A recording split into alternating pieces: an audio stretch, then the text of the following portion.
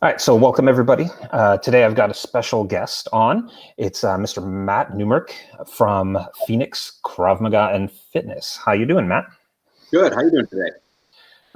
Not too bad, locked up at home with 5 kids. How bad could it be, right? Yeah.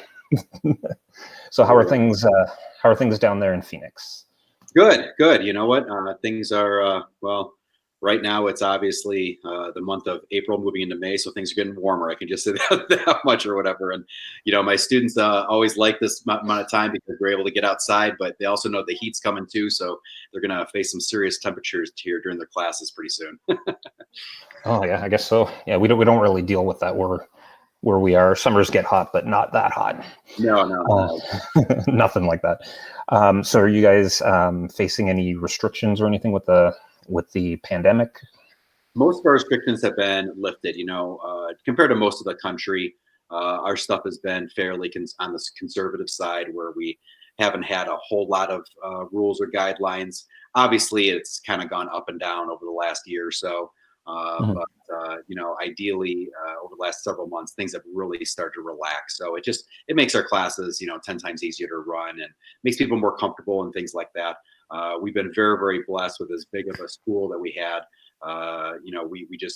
We don't have that many issues when it comes to COVID or dealing with it or anything like that. So we've been very, very blessed over this last year plus. Good. Wow.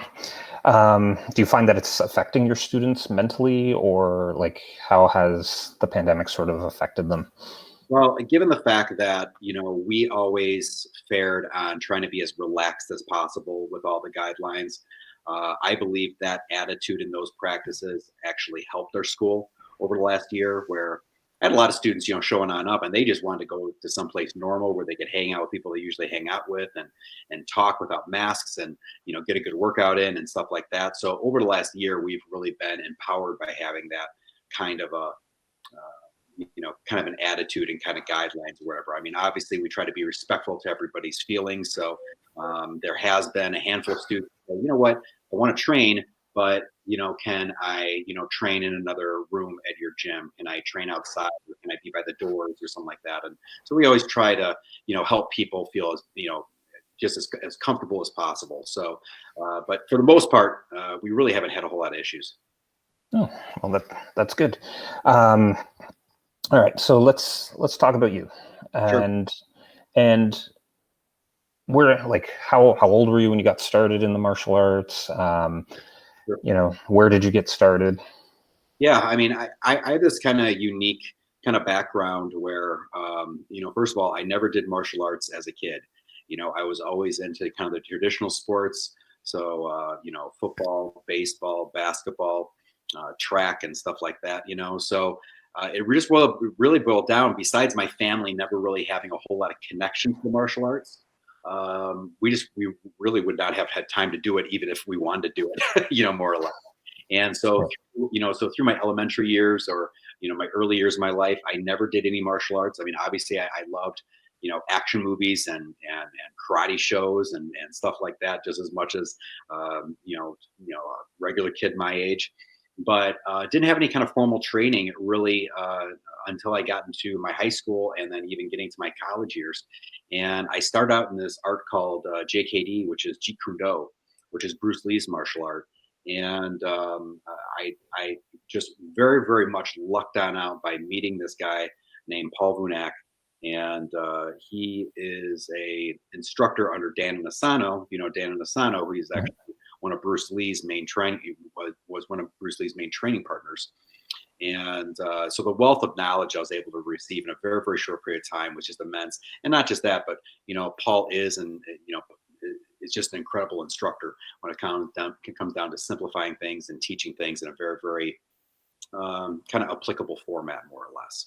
So I just started out with that or whatever. And, you're literally talking 26, 27 years ago, started my first martial arts school teaching Jeet Kune Do. And, if you took a look at the US, there wasn't a whole lot of JKD schools around. And so I got to operate one of the only kind of standalone JKD schools. And that's all that we taught from sun up to sundown. We ran classes all throughout the week and weekend, several classes. Had a couple hundred students, and that built into then having multiple schools with several, with several hundred students.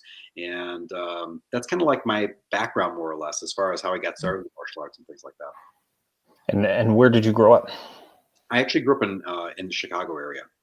Okay, so you're not a native of Phoenix then? No, I'm not. Just like Phoenix is becoming, very similar to Los Angeles, where if you talk to people in Los Angeles, almost no one grows up in Los Angeles. Everybody, has moved there at some point in their life. And I think, especially the Phoenix area, if it's not that way now, it's definitely going to be happening that way over the next 10 or 20 years. Oh, okay. And do you find a difference in attitude between the students in Chicago versus the students in Phoenix? Oh man, that is a great question. So long, given the fact of we were only maybe about 35 to 40 minutes outside of downtown Chicago, we had a lot of professional people, who would come and take classes from us, and a little bit more on the white collar side. I ended up opening up a school then 60 miles even west of that school. That was a little bit more of a blue collar area and things like that. Once again, hardworking kind of manufacturing backgrounds and things like that. So they're all hard workers and things like that. If I would compare those students to the students that I have out here in Phoenix, the way I always used to explain people who live out here to people back in Chicago, I was kind of like, it's kind of like if a surfer girl from California and then a cowboy from Texas, from Texas had a kid. That's kind of like what your Phoenix people kind of remind me of or look like. Nice. So it's not all old people playing golf. No, not at all, not at all. Okay. And actually, I was surprised as my wife and I kind of researched to what city we wanted to move to, which was going to be a warmer one. Phoenix, their aging population was not as old as I thought, and especially now, just given our growth, man, we're just having so many young families and so many even just kind of young single people move into the area as well, just because of our jobs growth and things like that. So the main difference I can just say is that the people out here, they're probably more independent. They're a little bit more free spirited. They're all hard workers, but just because we have such a huge amount of the population who has moved out here from somewhere, you also have people who are a little bit more kind of more or less the adventurous type. And so just great people. And my wife and I, we just love the people out here, and we've really just grown to love the area and the culture out here and things like that. Did you come across Krav Maga? Like, how did you make that leap from Jeet Kune Do to Krav Maga?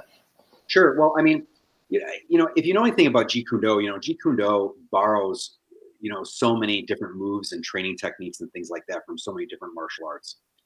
And and so I was always out there trying to experiment with different kinds of arts, or at least get exposure to them more or less. And one of the arts that I came across, you're probably talking the very, very late 90s, if not the early 2000s, was Krav Maga. And I had a student who trained in Krav Maga around that time, and me and him would get together, and I would train a little bit, him a little bit more in JKD, and he would kind of show me a little bit more about Krav and everything. And I was amazed on how similar the two arts are. Very, very proficient, very, very brutal. And granted, I know someone in your audience can probably prove me wrong, but there's probably not another art like these two that account for every single area of self-defense. And when I talk about the areas or ranges of self-defense, the way I always explain to people is that there's only 5 areas in self-defense. There's what we call kickboxing range, which you have a little bit of distance between you and your opponent. There's close quarter combat, so now you're a lot closer, obviously. Ground fighting, mostly done horizontally down the ground.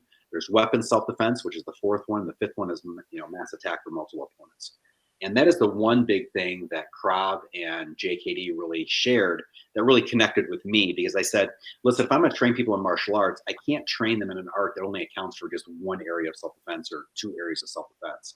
I really have to find an art that is accountable for every single area of self-defense. And Krav really met that requirement, or at least the personal requirement that I had. And so as we got into the 2000s, I connected with a Krav school that was actually in my area. At one time, I was thinking about selling one of my schools in Chicago, and that Krav school was going to take over that school that I was going to sell. Decided at the last second not to do that, and I actually kept that for a handful of years more. But it just gave me more of an opportunity to connect with the Krav community and the Krav instruction and whatnot until I decided to go ahead and just start running Krav Maga classes at the JKD school that I taught. We were at a point of transition where I was starting to sell some of my schools, and the more I did Krav, the more I realized that Krav is a great packaged program for your average civilian. And what I mean by that is, and this is obviously no disrespect to Krav or even disrespect to JKD, but if you take a look at JKD, I don't want to say it was made to be taught one-on-one, but I found that because it is a little bit more head knowledge. I end up explaining a lot more. I give a lot more reasoning on why we do what we do within JKD. It's just better in a smaller class format. Once again, not to say that you can't teach Krav in a small class format and you can't teach JKD in a large class format, because I've done both very, very successfully. Yeah. But what I will say is that for your average civilian, Krav Maga, like I said, is just that great package program where it's going to give, very, very effective, very, very efficient tools in a very, very short period of time. And then once you kind of mix in more or less, having it on a workout or a cardio format or whatever, it just becomes a great overall tool for, ideally integrate life. That's interesting. So like, obviously, like what you're saying is like the Jeet Kune Do philosophy is very, very similar to the Krav Maga philosophy. So they complemented each other. So it was very easy for you to make that switch. That's not always the case with a lot of other martial artists that are switching from one style to the next. Like if you're I came from a karate background, right? Sure. So it was like, fourth dan in Goju, right? And, when I found Krav Maga, it's like, I loved the simplicity of it. I loved the, how useful it was, right? And I love everything about Krav. But in order for me to make that switch, I had to drop basically everything that I knew about karate and just completely immerse myself in the way Krav Maga thinks and leave that behind. And I've noticed a little bit with some instructors that they can't do that. Do you feel that there's certain areas or like certain, we're not calling anybody out, but I mean certain schools that seem to be watering down Krav Maga or adding too many elements from more of the sport-like arts? Yeah. Right? I think that's a great point, and obviously, every instructor, every school is going to be different. So even if you don't have somebody, or better yet, let's flip it. Let's just say you have somebody who's very, very proficient at traditional martial art. Krav may be a shock to their system, but if you have a good instructor, if you have a smart person who's learning the art and teaching the art, well, then it's going to be an easier transition to someone who's stuck in their ways, doesn't have that many, doesn't have that much experience, wasn't really that good in their previous art to begin with. That might be an issue.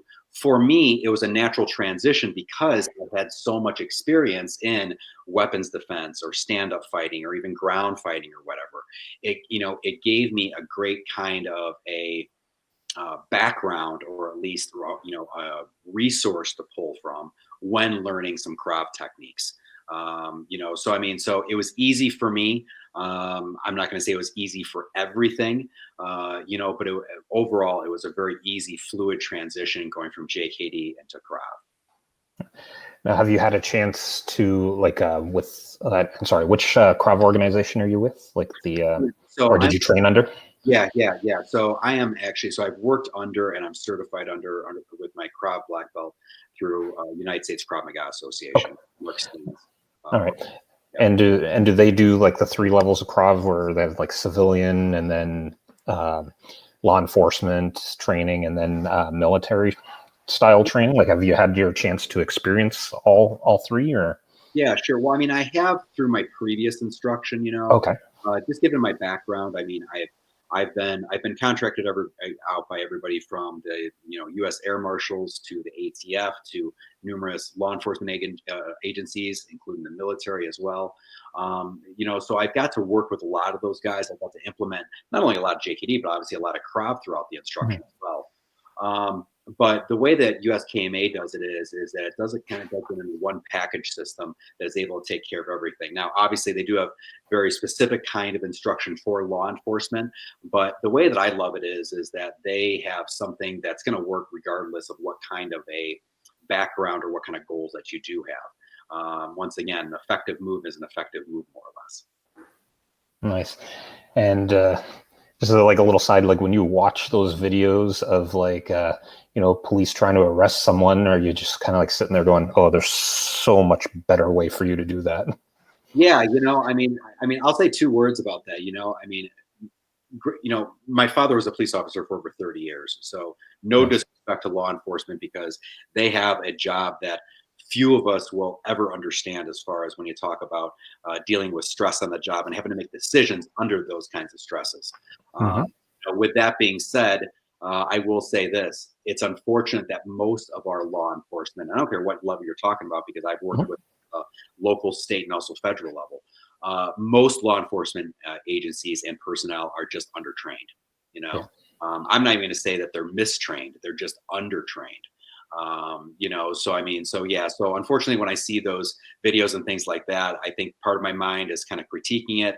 I think also part of my mind, the compassionate side, is like, oh, geez, that's one heck of a situation of kind of being in, having to make a lightning, quick decisions with all the chaos that's going around within an altercation and things like that. So yeah, without a doubt, I've had more than one of those experiences.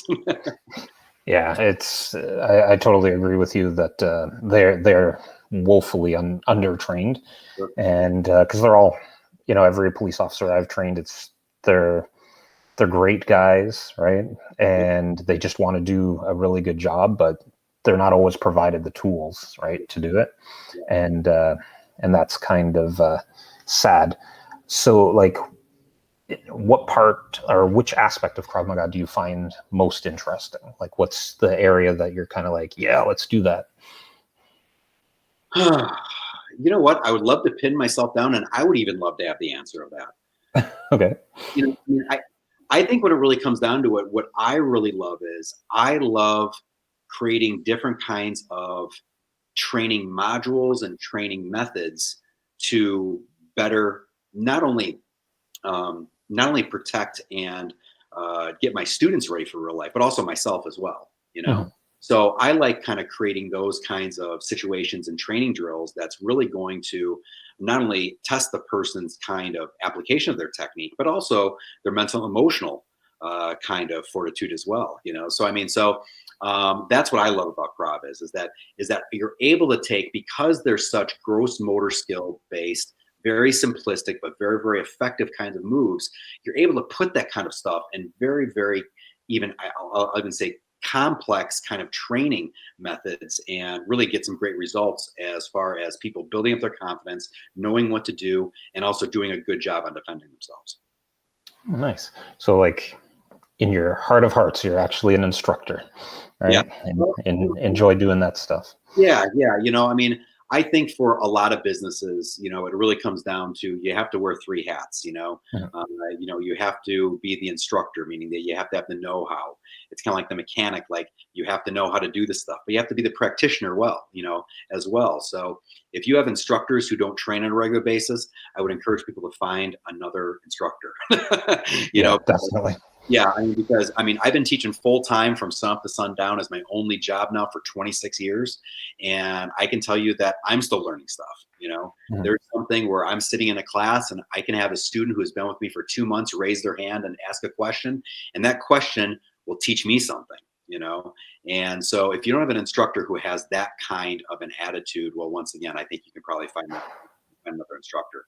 And besides the instructor and the practitioner, I think the third hat that people have to wear is, they obviously have to wear, the business hat as well. And it's just not about the numbers. It's about really learning how to go ahead and how to create an environment that's going to create the best kind of progressive environment for somebody who's learning Krav Maga. Nice.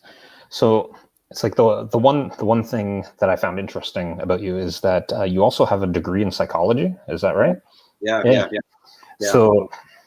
So where did you get that degree, and like how, like, has it helped you with your Krav Sure. teaching and training? Sure, sure, sure. Well, way back many moons ago, I wanted to be a counselor. I wanted to get into counseling. I wanted to be a therapist, and so I have a bachelor's degree in psychology, and I also have a master's degree in psychology as well. And so I got to dive into mental health. I got to dive in with just regular counseling. I got to just I got to study development from the adolescent for the adolescent level all the way up to the elderly level. Um, that helped me out a lot, and it helped me out a lot because um, it let me kind of peek into what's going on mentally and emotionally in a person when they are under high stress situations, or what does fear do to the body? How does it lock up the body? But then also taking it one step further, it's helped me become not only a better trainer, but also learned how to train myself better. Because if you don't have the mental emotional aspect within your training, or not paying attention to it, or don't know how to make that part grow, well, once again, you're just going to build a robot out of yourself.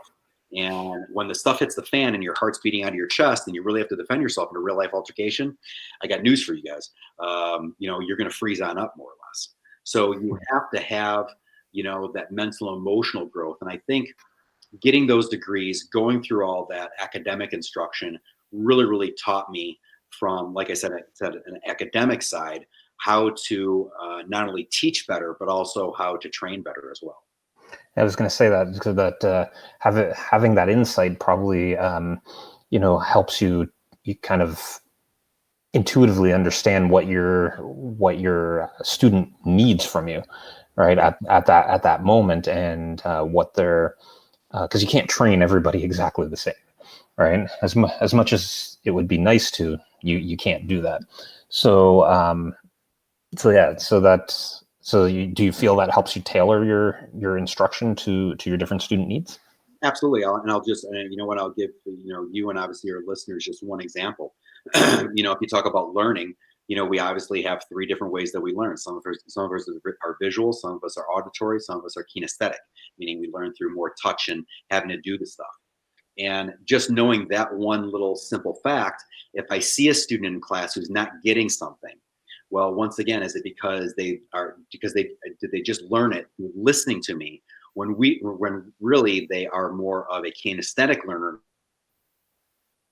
help them physically through the moves. And so what utility does Krav Maga for you hold in your everyday life? Like, how do you feel it? Like, do you feel it's just, okay, this is a martial art or a self-defense system that we study, and it's only when we need our self-defense, or do you feel it has a broader scope? Yeah, I mean, I think it has a broader scope just from the simple fact that if you're not able, I hope my students take lessons that they're learning inside the class and apply it to their outside life. If Mm. they're not, then they're not getting the most bang for their buck out of what they pay in tuition. I mean, it's very, very important for people to go ahead and to take whatever they're learning and see how it can apply to relationships or their work life or even their physical selves or things like that. Give you a couple examples. So, for instance, we may go ahead and we may, teach a student how to turn on and off that intensity. So all of a sudden they're going through a drill, someone pulls a knife on them. They need to know that they need to act in a very, very direct, intense way in order to neutralize that threat. Same thing in life. If all of a sudden a horrible situation comes into your life and chaos erupts, if you're not able to go ahead and really put all that focus right into whatever that crisis is and solve that crisis with focus, well, once again, it's just going to take longer to solve, more or less. So, without a doubt, I hope people take lessons that they learn in Krav and apply it to real life. For myself, absolutely. I always try to go ahead and take whatever we're learning in class and to apply it to real life. I was just having a talk with my oldest son literally last night, where we're coming up on the end of the school year, and his grades are dipping a little bit from the goals that he set for himself. And he's like, listen, you know what? I come home and I'm just tired. I don't want to do my work. I don't want to do any homework. I don't want to study for anything. And so, something that we talk about in Krav is I say, listen, you have to build discipline because you're not always going to be motivated. It's like my son, he always wants to be motivated when he comes home. So he wants to be motivated to do work, so he gets his work done, gets good grades, and mom and dad are going to be happy. But I simply told him, you have to go ahead and you have to build that discipline. And so I related it to class. He partakes in our regular classes. He's been in my martial arts classes ever since he's been, 4 or 5 years old. And I simply told him, I said, hey, listen, every single time you come to class, I guarantee you, and this is exactly what I tell my students, by the way, every single time that you come to class, you're not going to be super motivated and excited to be in class. But going to class builds that discipline. It builds that behavior. It builds that discipline. And if you're able to go ahead and take that lesson and say, you know what, I don't always want to be a nice parent. I don't always want to be a great spouse, but I have to have that discipline where I have to put those, daily investments, daily deposits into those relationships, just as an example. Just like you put daily deposits into your Krav training, well, once again, that's what's going to lead to the growth, even when the motivation is not there. So that's what I try to pass on to my students, and that's what I try to live. I'm not always perfect by any means, but that's the lesson, that I can try to take from martial arts and Krav and try to apply to real life. Yeah, and I think that's a very good and very important lesson too, right? Sure. So, and we do the same thing here with our children that have chores, right? Yeah. And when we catch them kind of like rushing through their chores, we're like, listen, it's not about the sweeping, right? Like, because I know I can do like a 10 times better job than you. It's about the discipline, right? Yeah, it's about the discipline of doing it right. So like we give them like a very specific way to sweep and be like, this is how you sweep. Don't vary from it. Don't rush through it just to get it done, right? That discipline of being able to do it in the right way all the time is the most important. And discipline definitely different from motivation. And I think that is one of the core things that if you're teaching your kids, they're going to grow up okay. Well, no, and going back to just kind of living through this last year of pandemic, I think I'm hoping that it really clicked in people's minds. The people that hung with classes, and once again, we were very, very blessed with the fact that the vast majority of our students kept on attending. We had to go online for a couple months, but then we were right back training outside as soon as possible. And literally in a Phoenix summer, training outside on hot black asphalt, we had students showing up week after week, month after month, continuously showing up for classes. And once again, it comes back to that discipline. And it's that kind of discipline that's going to help people when they come in contact with that next crisis, or when chaos erupts or things like that. Just like the pandemic kind of threw everybody off their game a little bit. Once again, people who have that emotional and mental muscle, they're going to be able to get through those kinds of crises much easier than the people who don't have that discipline. Exactly.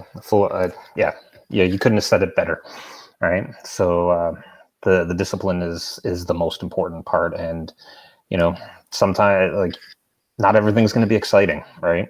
Exactly. Most of the work is not exciting, exactly. Right? And whether you're learning your Krav and it's just repetition, that's not exciting stuff, but that's how you get really good, right? Yep. So,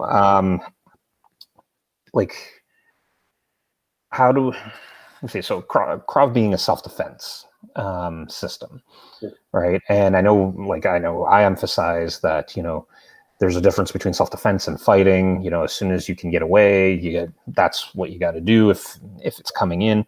But I know from my martial arts background that there tends to be a overconfidence that builds up, especially in newer students, that they learn some stuff and then they feel like, oh, well, now I'm impenetrable, right? So like this overconfidence in their abilities, which can lead to them taking more risks, or doing stuff that's unsafe, where before they might not have walked down a certain alley. And now they're like, well, I know Krav, so I'm fine. I can go down. I know how to disarm a gun. I know how to do this. I know how to do that.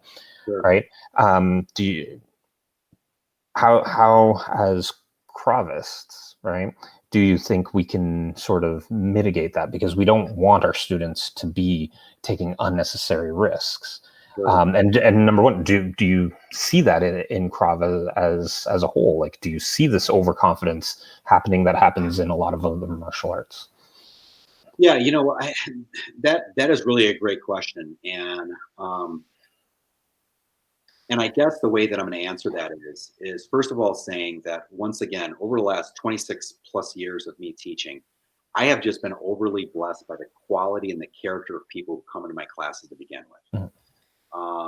Once again, most of them are just loving people who just want to find a way to protect themselves and or their family members better.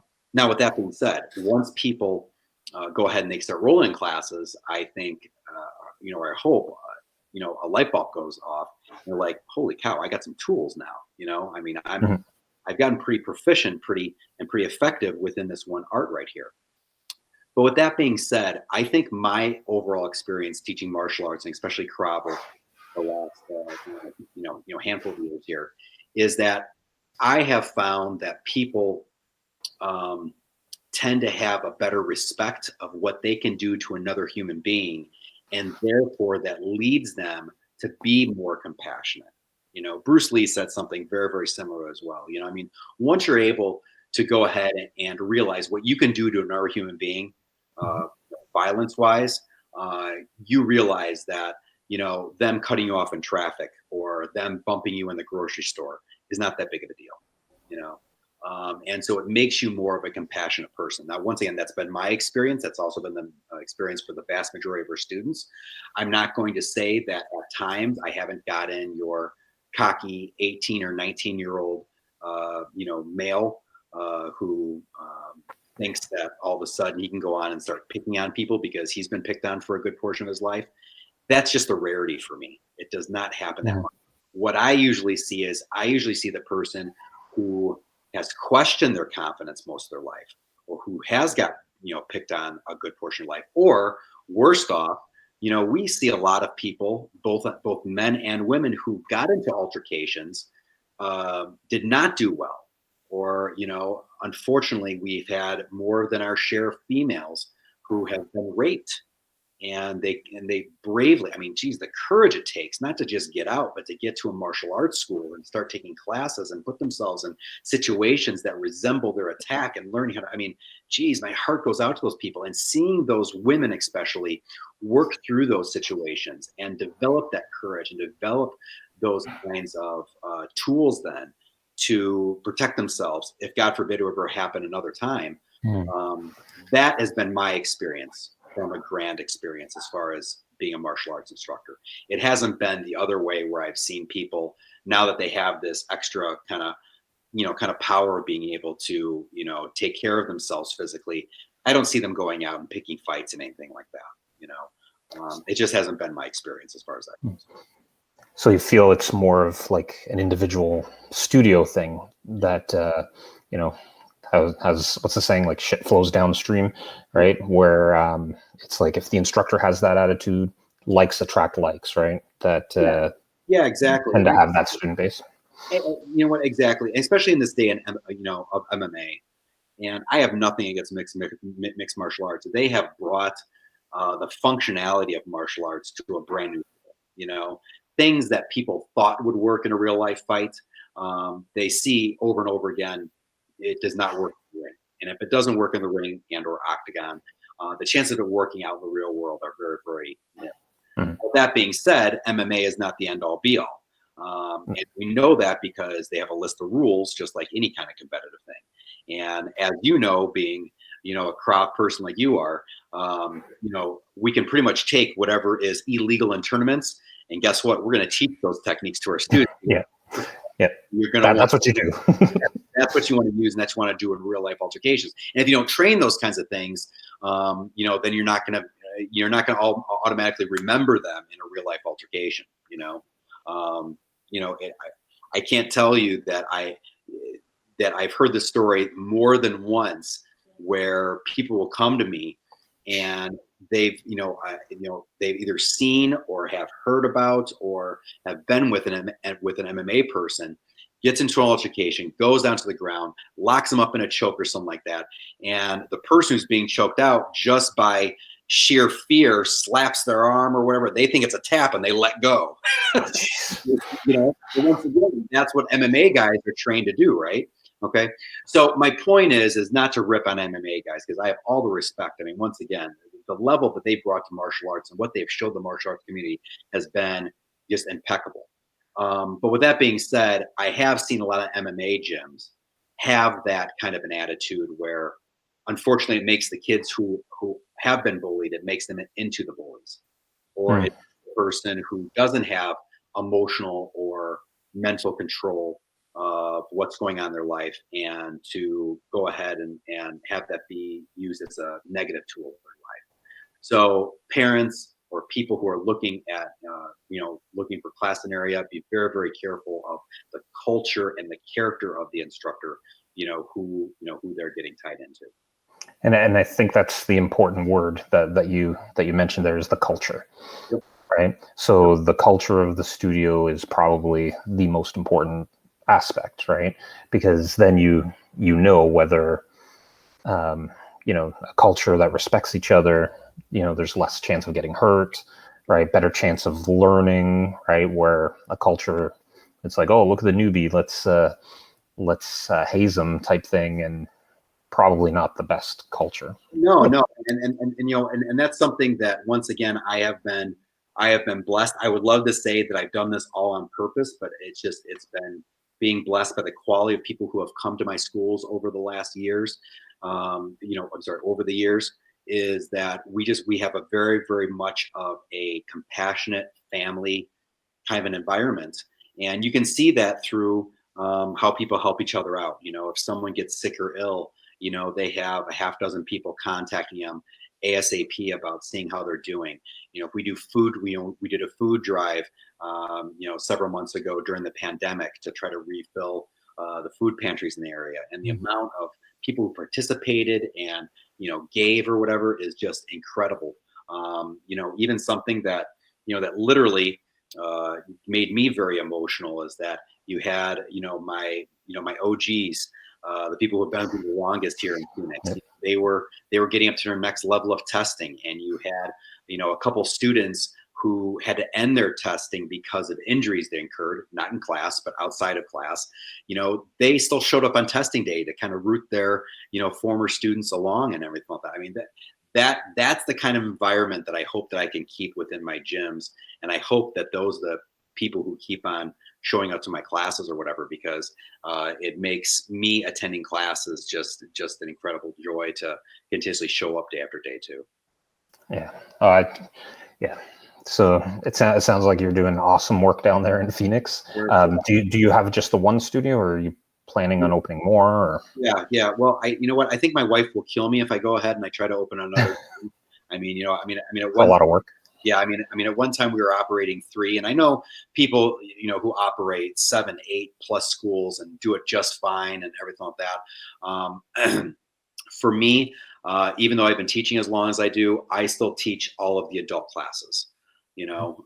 Which is rare. It's rare to find an instructor who's been teaching full time for over 6 years still teach all the adult classes. My wife, on the other hand, she teaches all the youth classes.